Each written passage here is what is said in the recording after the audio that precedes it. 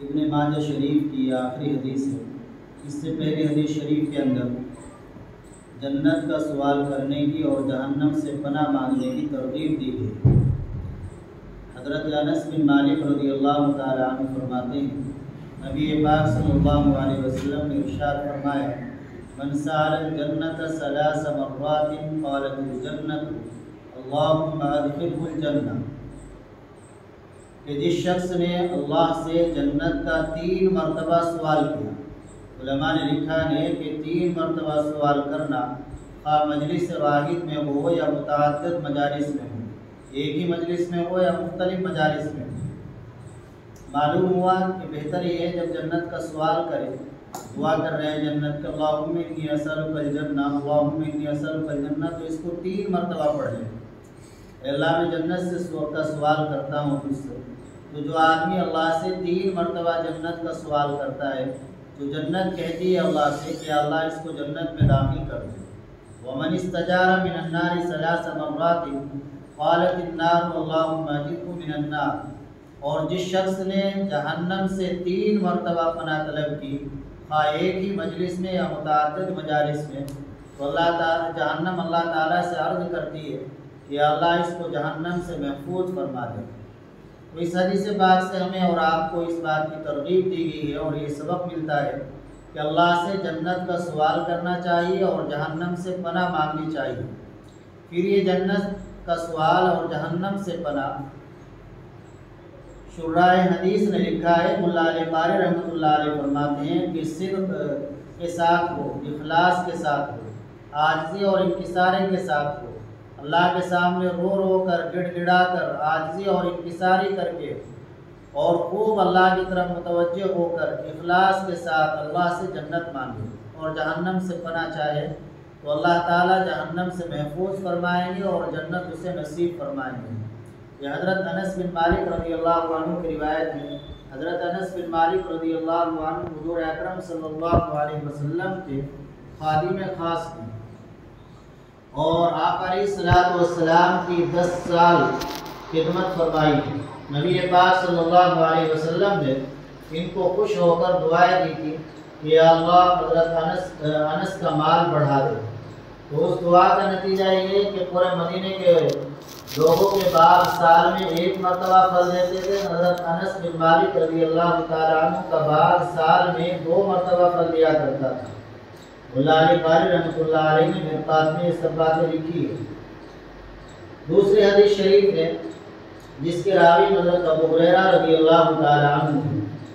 حضرت ابو ہریرہ رضی اللہ تعالیٰ عنہ کا نام حافظ ابن حجر رحمۃ اللہ علیہ فرماتے ہیں تقریب التہذیب میں کہ راجح قول کے مطابق ان کا نام عبد الرحمن ابن صخر ہے۔ یہ ہمیں معلوم ہونا چاہیے کہ راجح قول یہ ہے، ان کے نام کے بارے میں تقریباً 20 قول ہیں، ان میں سے راجح قول یہ ہے کہ ان کا نام عبد الرحمن بن صخر ہے۔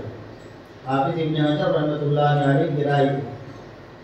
سب سے زیادہ روایات انہی کی ہے، مکثرین میں پہلے نمبر پر ہے، 5374 حدیثیں ہیں ان کی، اور نبی پاک صلی اللہ علیہ وسلم کی صحبت صرف 3 سال میسر ہوئی، لیکن ان 3 سال میں رات دن حضرت نبی کریم صلی اللہ علیہ وسلم کے دربار پر پڑے رہے۔ اس طرح انہوں نے مشقتوں اور مجاہدوں کے ساتھ علم حاصل کیا۔ فرماتے ہیں کہ اللہ کے نبی صلی اللہ علیہ وسلم نے ارشاد فرمایا، ما منکم من احد الا له منزلان، ہر آدمی کے 2 ٹھکانے ہیں، منزل فی الجنہ و منزل فی النار، ایک ٹھکانہ آدمی کا جنت میں ہے اور ایک ٹھکانہ جہنم میں ہے۔ فَإِذَا مَاتَ فَدَخَلَ النَّارَ، جب آدمی مر جاتا ہے اور کفر و شرک کی حالت میں مرا، فسق و فجور کی حالت میں مرا، ظلم و عدوان کی حالت میں مرا، تو وہ جنت میں داخل ہو جاتا ہے۔ تو اس کا جو ٹھکانہ ہے جنت، وہ جہنم میں داخل ہو جاتا ہے۔ تو جو جنت والا اس کا ٹھکانہ ہے، اس ٹھکانے کو لاوارث سمجھ کر جنت ہی اس کے مالک بن جاتے ہیں۔ اللہ تعالیٰ کے قول میں بھی اولئک هم الوارثون الذین یرثون الفردوس۔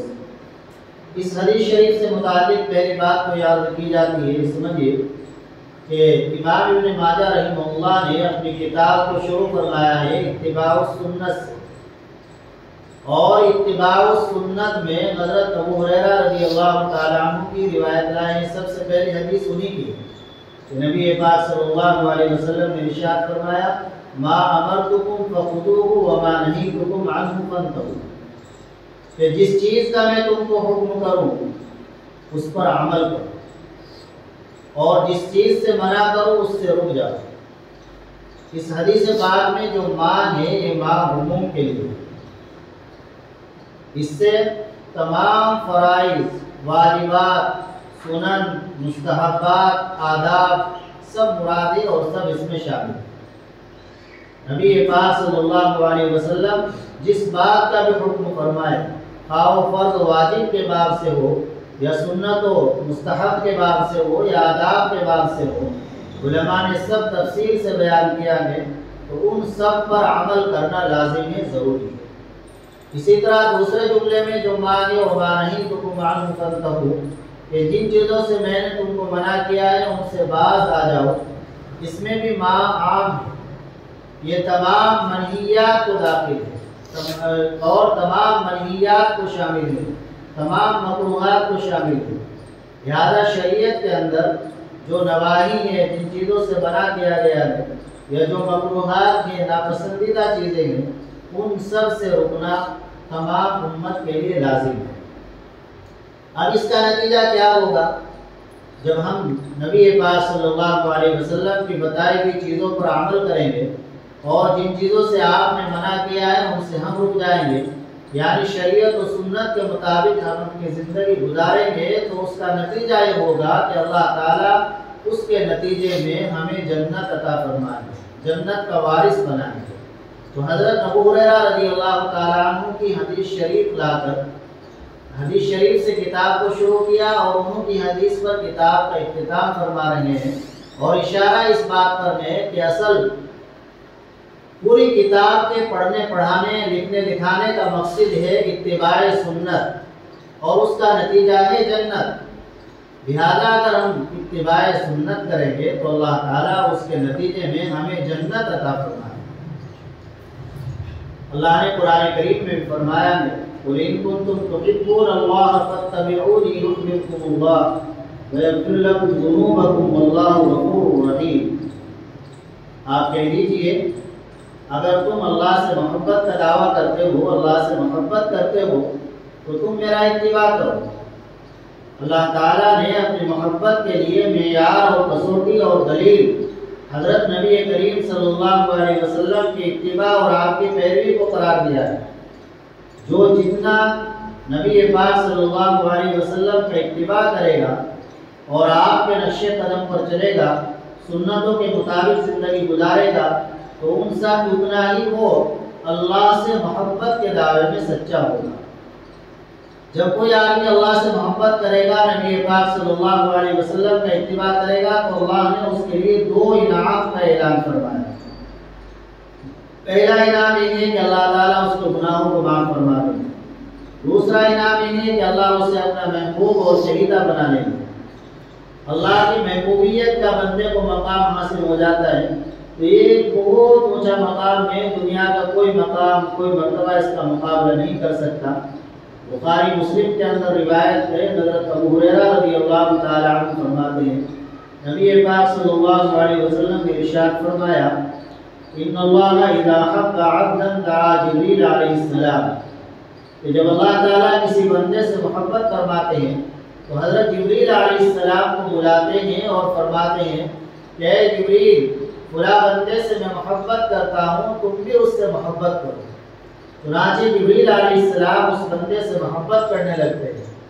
پھر جبریل علیہ السلام آسمان میں اعلان فرماتے ہیں کہ اے آسمان والوں سنو، فلاں بندہ اللہ کا محبوب ہے، فلاں بندی اللہ کی محبوبہ ہے، اللہ اس سے محبت رکھتے ہیں، تم سب بھی اس کو اپنا محبوب بنا دو، اس سے محبت کرو۔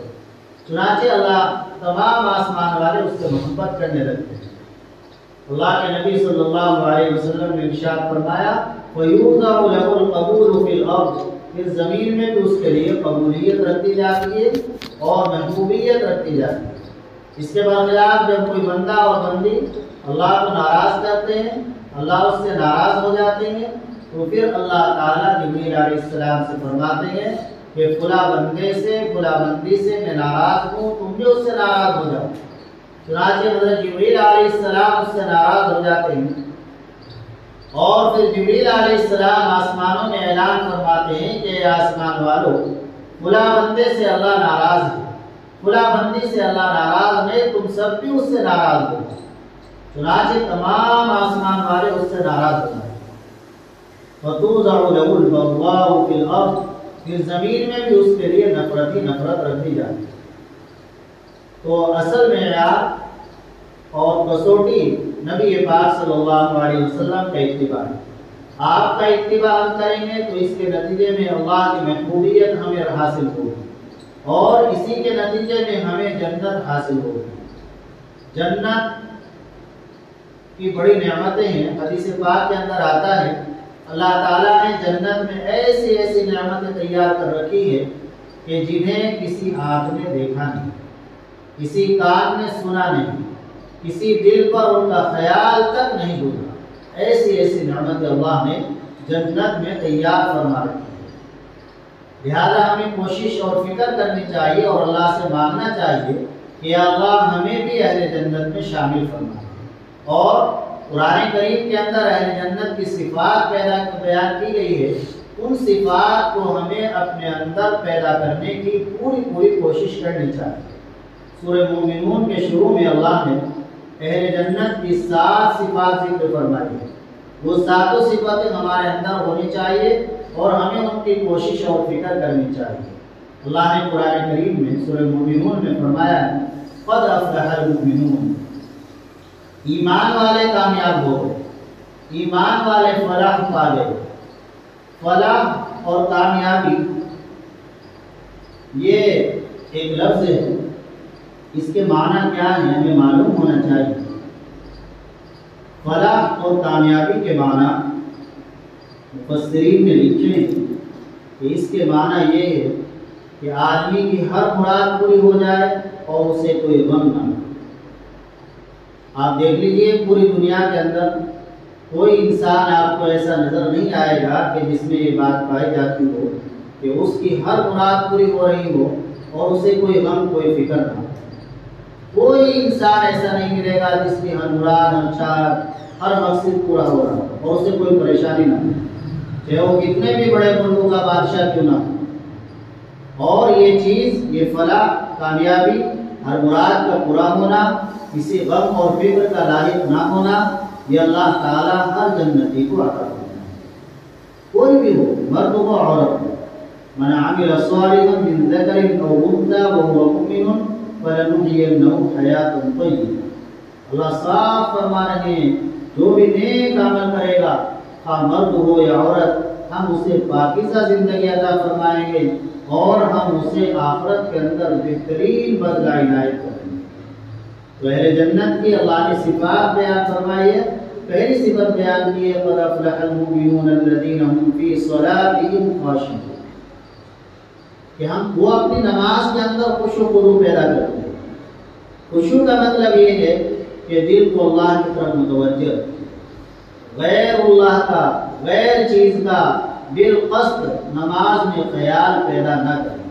کسی دوسری بلا ارادہ کوئی چیز دل میں آ گئی وہ معاف ہے، لیکن ادھر سے دل فوراً ہٹا لے اور اللہ کی طرف متوجہ ہو کہ میں اللہ کے سامنے کھڑا ہوں، میں اللہ کے سامنے کھڑی ہوں، میرا اللہ مجھے دیکھ رہا ہے، اللہ کی طرف دل متوجہ ہو۔ اور خشوع کی تفسیر میں علماء نے یہ بھی لکھا ہے کہ آدمی اپنے اعضاء و جوارح کو بھی ساکن کرے، یہ نہیں کہ ہاتھ کو ہلا رہے ہیں یا ہاتھ کو چہرے پر پھیر رہے ہیں، کپڑوں کو ادھر ادھر ہلا رہے ہیں، ایسا نہیں، بلکہ بالکل سکون کے ساتھ ستون کی طرح آدمی کھڑا ہے۔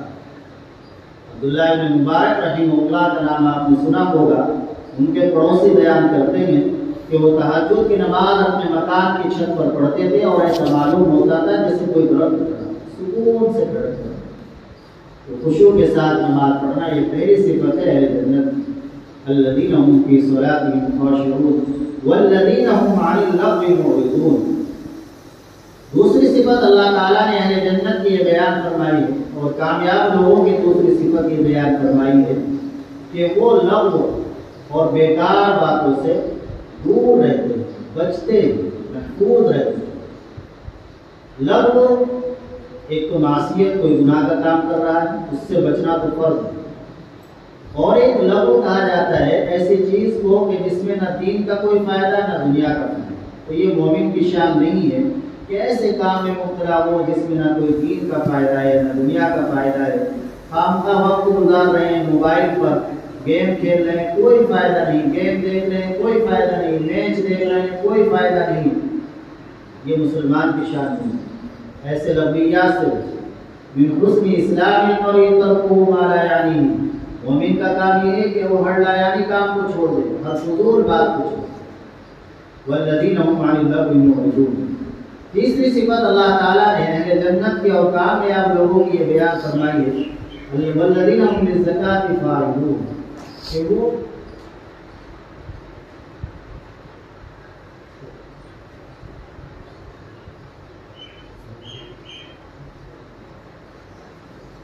تیسری صفت اللہ نے بیان فرمائی والذین هم للزکاۃ فاعلون، کہ وہ زکات اہتمام کے ساتھ ادا کرتے ہیں۔